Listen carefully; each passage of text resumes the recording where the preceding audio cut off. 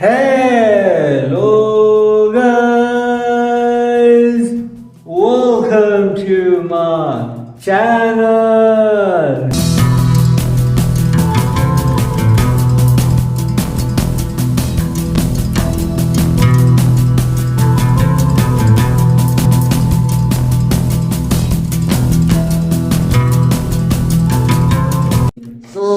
Hello guys, welcome to the new vlog. Guys basically होने वाला है मेरे स्कूल के किस्से का पार्ट 3।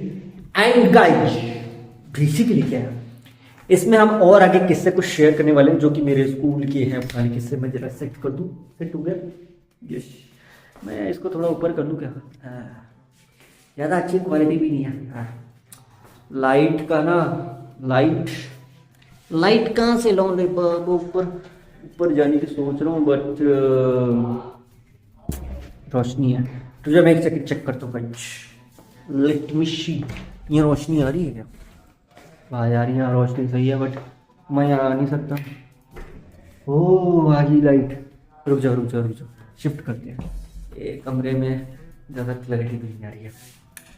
तो बेसिकली गाइस, मेरे पार्ट 3 में मैं कवर अप करने वाला हूँ रिकॉर्ड वाली बात। तो अगर आपको नहीं पता रिकॉर्ड वाली बात क्या है तो आप पार्ट 2 देख लेना, मेरे स्कूल के किस्से का पार्ट 2। इसमें आपको देखने को मिल जाएगा मैं रिकॉर्ड वाली क्या बात है, टाइपिंग का रिकॉर्ड। तो बेसिकली गाइस क्या था, टाइपिंग के रिकॉर्ड के लिए मैंने अप्लाई किया था, सोचा था। एंड ये रिकॉर्ड के लिए मैंने अप्लाई किया था आई थिंक अभी 2023 में किया था। नहीं, 2023 में नहीं किया था, ये किया था मैंने अप्लाई। कब किया था मैंने अप्लाई? यार नहीं आ रहा।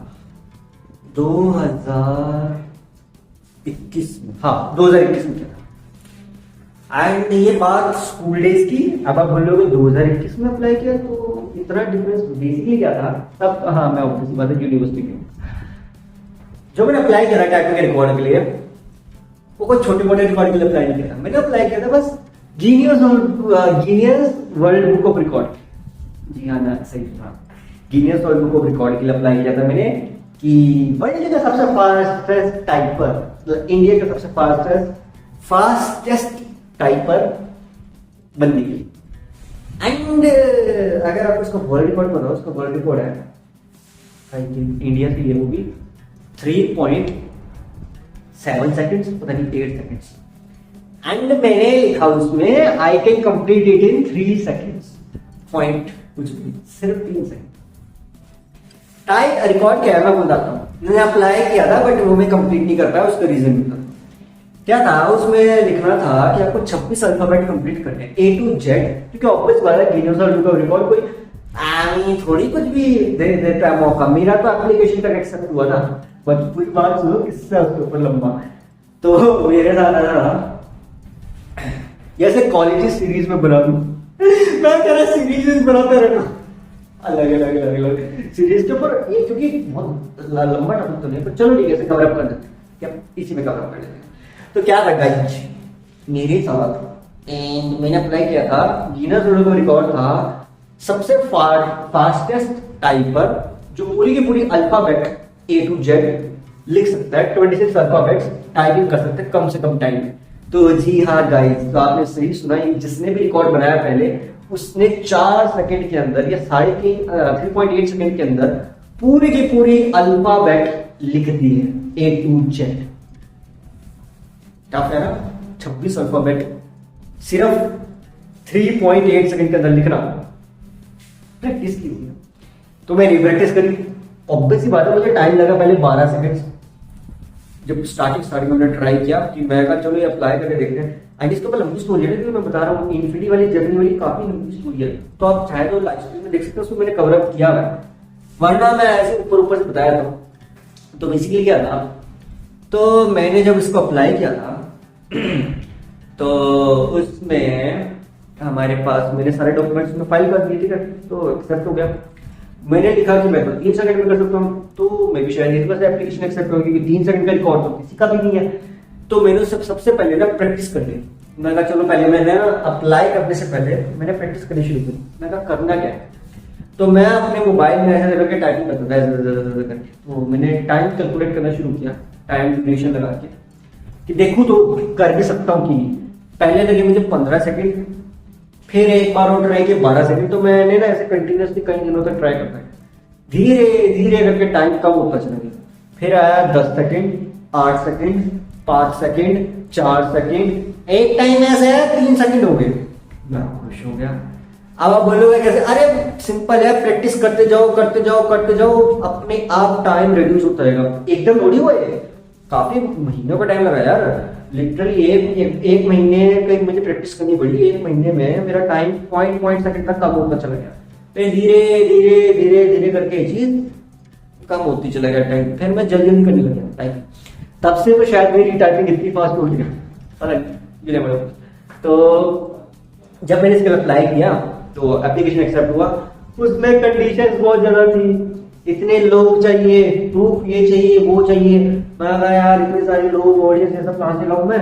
एक मामूली सा इंसान हूं मेरे पास। मैं कहा मैं वीडियो बना के देता हूँ, अब उन्हें चाहिए और बंदे प्रूफ में। मैं कहा है भी तो इंडिया का थोड़ी है, वीडियो तो रिकॉर्ड फॉरेन का है। मैं कहा अच्छा लिंक का बुक ऑफ रिकॉर्ड में अप्लाई कर देता।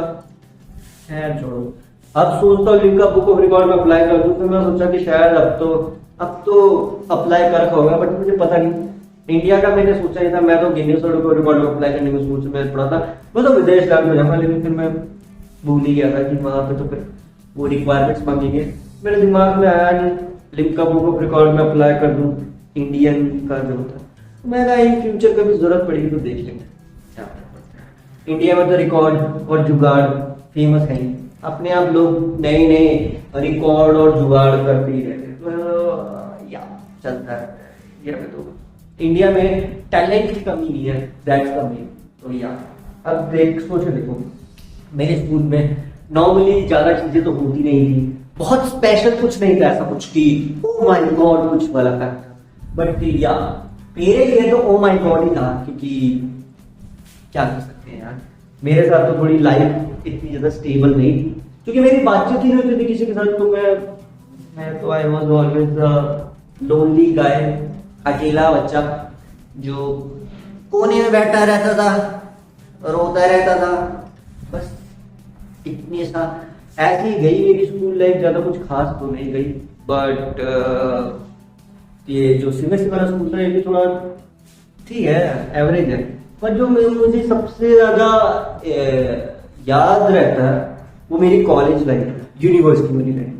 क्योंकि एटलीस्ट मैं उसमें भी वैसे तो हाँ, बट मैं उसमें भी अपने वीडियोस में ज्यादा बिजी रहूं। तो मैं भी शायद यही हो सकता है कि मैं जितना आई थिंक कॉलेज और यूनिवर्सिटी के टाइम पे था, तब भी मैं वीडियोस यही सब बनाने में बिजी रहता था।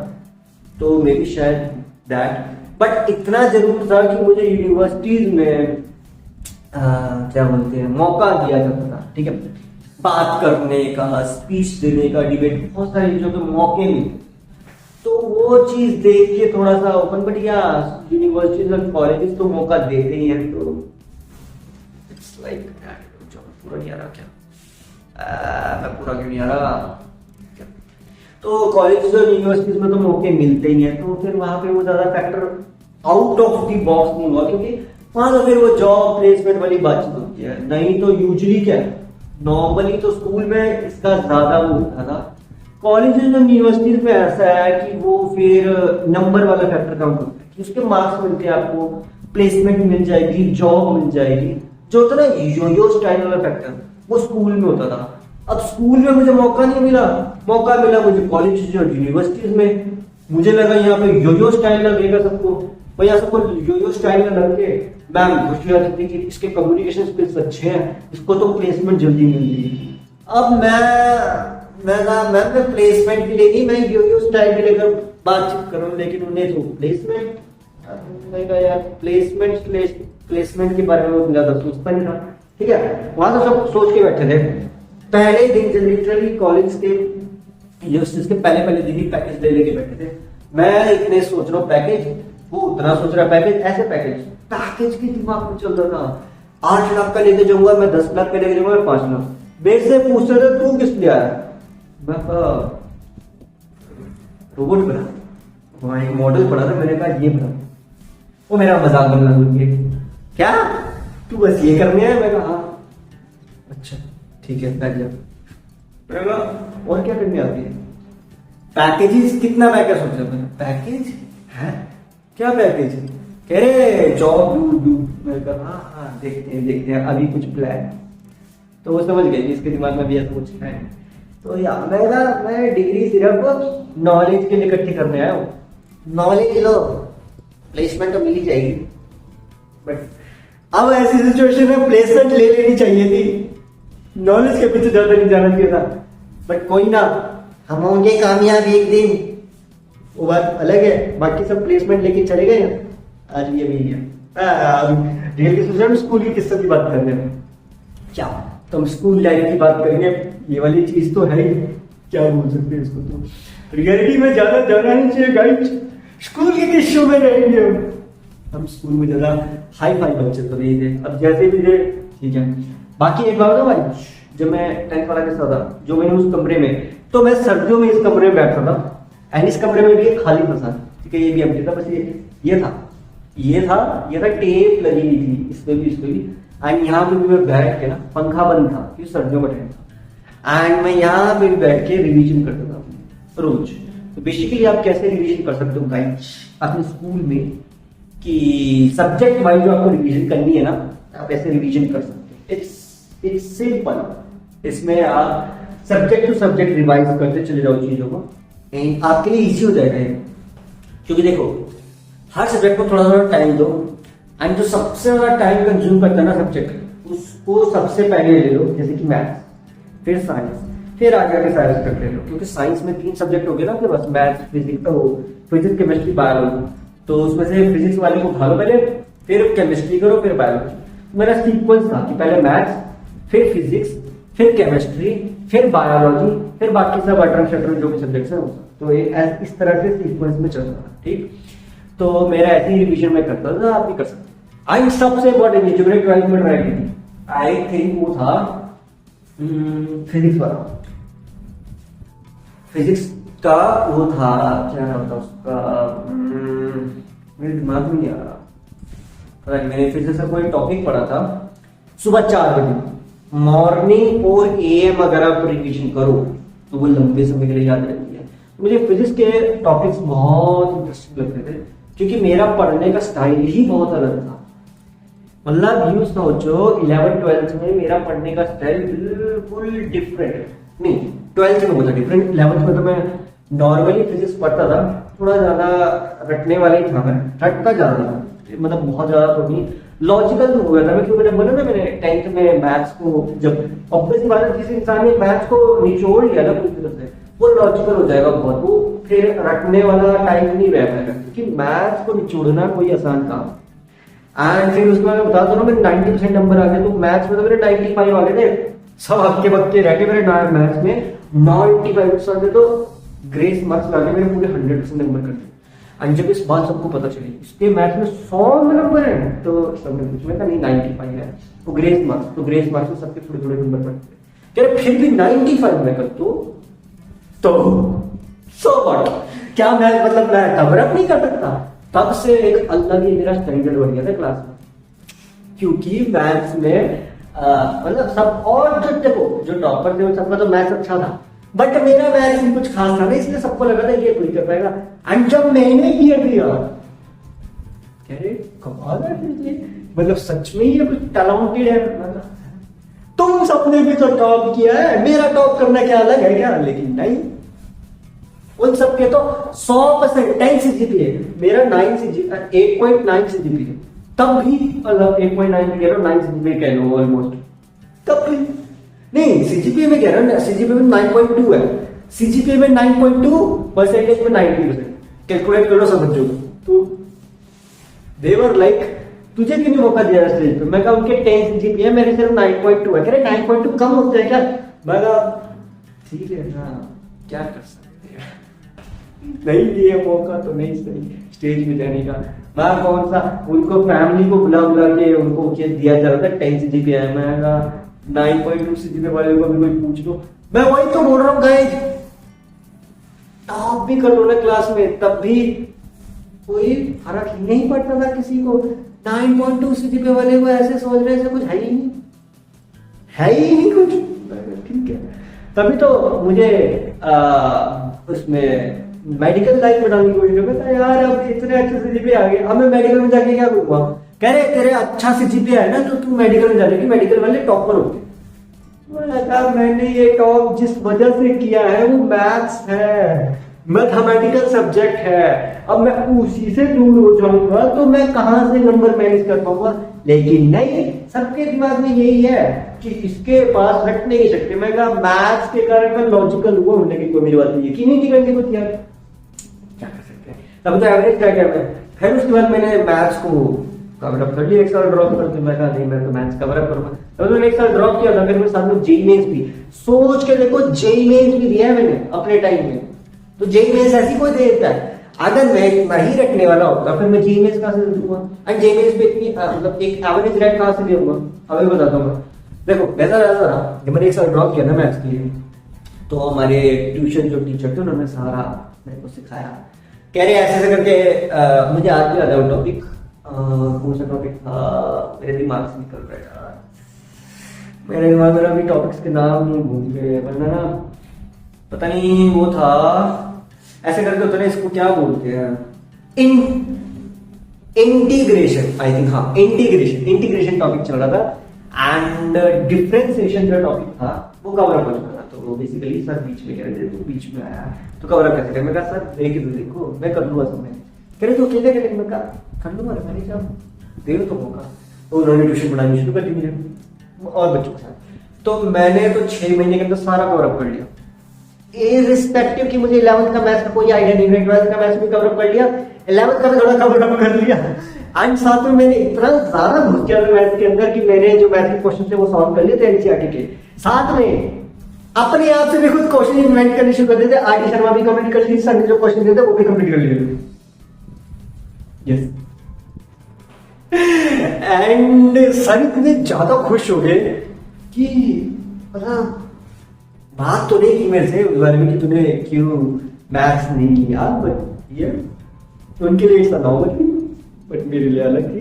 तो जो और ट्यूशन में बच्चे थे कह रहे तूने क्या बोलते हैं एग्जाम की तैयारी कर लिया?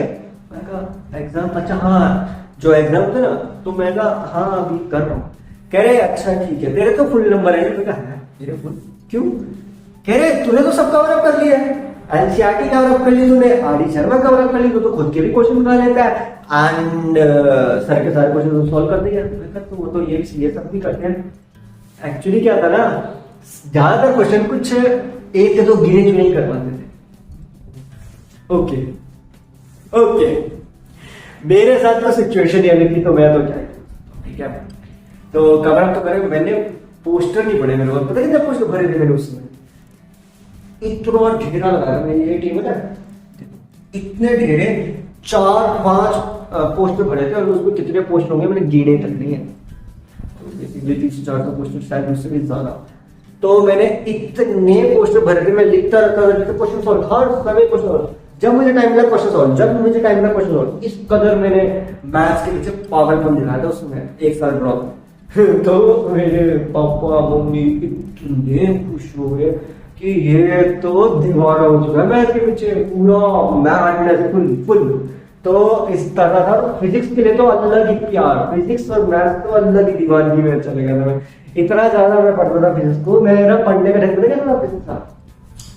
ऐसे था कि मैं क्या करता था, फिजिक्स से जितने कॉन्सेप्ट्स होते थे उनको टेक्निकली करता। आप यूट्यूब चैनल पे जाके देखो ना, मेरे मिस्टर हैज क्यूरियोसिटी पे मेरे एक्सपेरिमेंट्स देखो, मिस्टर हैज क्यूरियोसिटी शॉर्ट्स पे जाके देखो, तब आपको पता चलेगा कि मैं क्यों कह रहा हूँ कि फिजिक्स का मेरा अलग ही अटैचमेंट। आप देखोगे ना mister has curiosity shorts, mister has curiosity channel, आपको आइडियोलॉजी हो जाएगी, आपको अपना समझ आ जाएगा।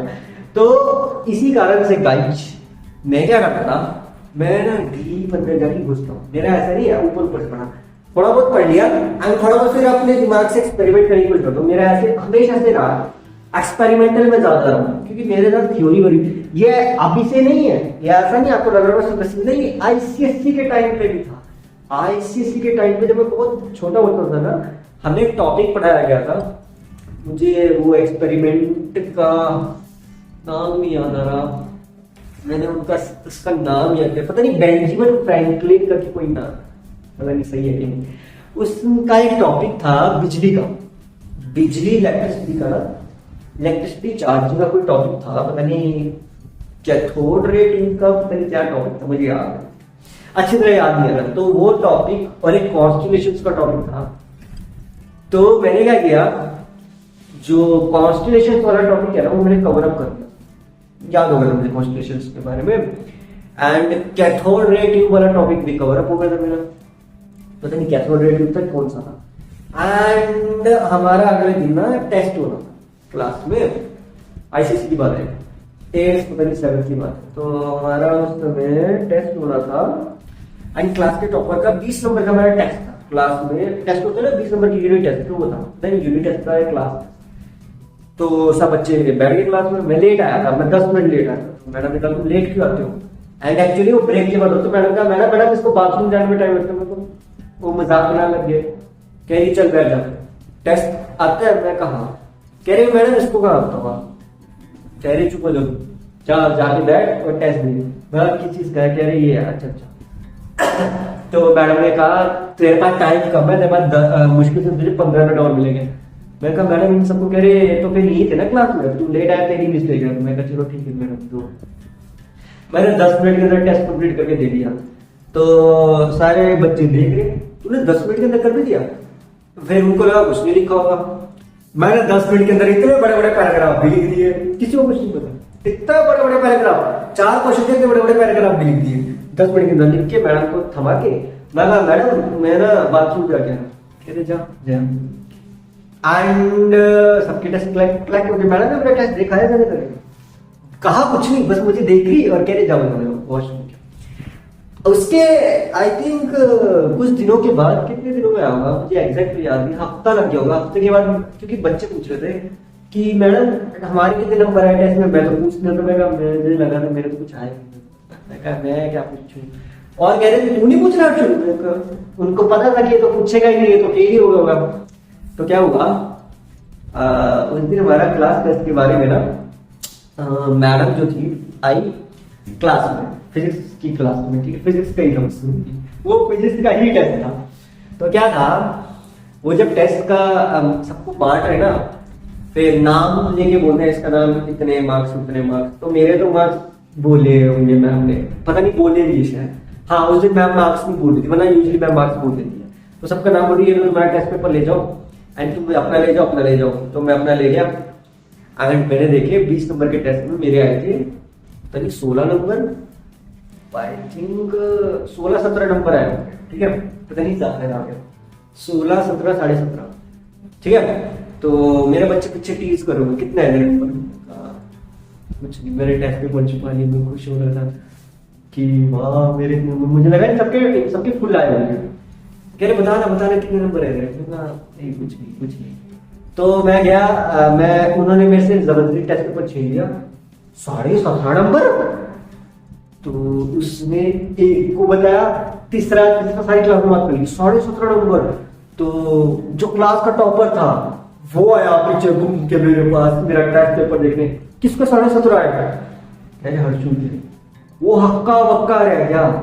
फिर वो बच्चे पूछे तू क्यों हक्का बक्का रह रहा है, तेरे भी तो इतने है, कितने हैं तेरे, कह रहे मेरे 12 नंबर है क्या। वो बात पूरी क्लास में फैली, क्या तू तो टॉप, कह रहे सबके 10 नंबर 11 नंबर 12 नंबर, अकेला मैं था जिसके 17.5 नंबर। ये कैसे पॉसिबल हुआ। तो मैं बच्चों ने मैम को बोला मैम देखो हर्षू के 17.5 है, कह रहे तो क्या हो गया, कह रहे तो मैम ने तो नॉर्मली बोला तो क्या होगा, अगर किसी एक बच्चे का अच्छे नंबर आ गए तुम भी पढ़ लो, हमारे भी आ जाएंगे अच्छे नंबर। तो बाद में उन्होंने जो मुझे टीज किया, तेरे पैसे आगे तो क्या, कह रहे क्लास के टॉपर के भी नहीं, तो मैं क्या करूं, मुझे आगे ना कॉन्सेप्ट समझ में नहीं, ठीक है क्या कर सकते हैं, अंडरस्टैंड करता चला गया। तो इस तरह से काफी अलग अलग तरह के किस्से मेरे चलते रहे। इट्स लाइक अ नॉर्मल किस्सा। फिर से लाइट चली गई रे बाबा, लाइट क्यों चली जाती है बार ब्लॉग में, क्या किया जा सकता है, ठीक है। सो ब्लॉग काफी लंबा हो गया, तो ठीक है guys, that's it for today for this blog. अगर आज के ब्लॉग में मजा आया तो लाइक नहीं करना, मेरे चैनल को सब्सक्राइब करना। थैंक्स फॉर वॉचिंग, मिलते हैं नेक्स्ट ब्लॉग में, तब तक के लिए बाय बाय।